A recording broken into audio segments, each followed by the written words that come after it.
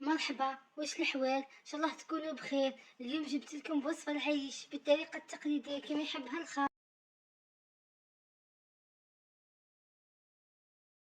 نجيبوا بضمة نحطوا فيها 4 مغارف زيت، وحبة بصلة ملحية، وزوج ثوم، ونقليوهم مع الدجاج مليح.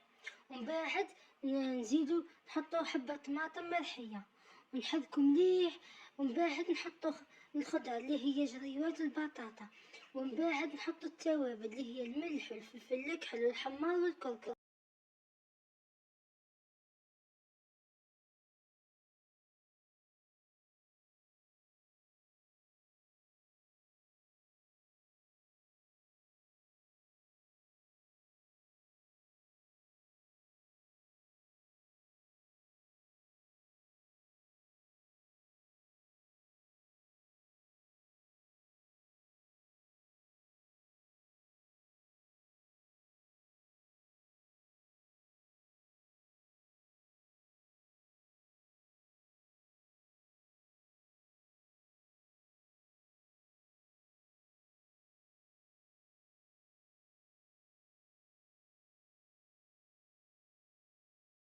ومن بعد نمرقو بالما سخون، ومن بعد نغطيو على البرمة نخليوها طيب.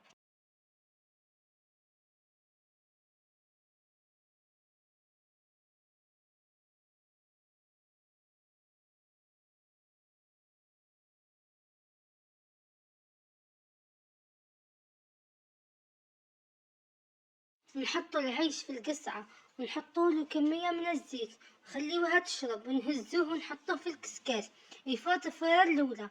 ومن بعد نفرغوه في القصعة ونحطوله كمية من الماء سخون ونخليوه يشرب مدة دقيقة، ثم نصفيوه ونخليوه يشيح ونرجعوه للكسكاس يفوت الفريرة الثانية.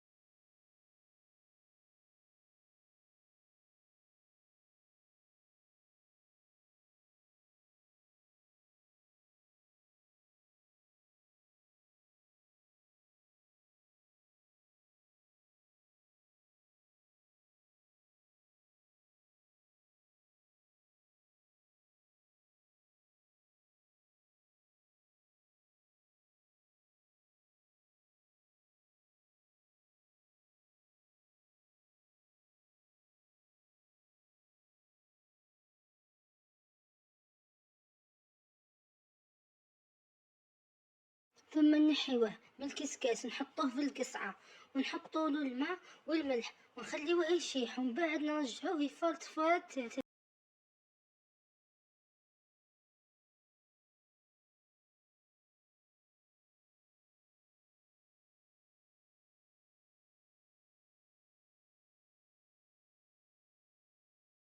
وكي طيب المرقة نحطو لها وحدة مغرف طماطم مسبرة. ومن بعد كي طيب المرقة وتختار نحطو المرقة في العيش، وكي طيب ويقرب ينشف نحطو له الحليب ونحيوه ونخليوه حتى يختار واش هي طيب.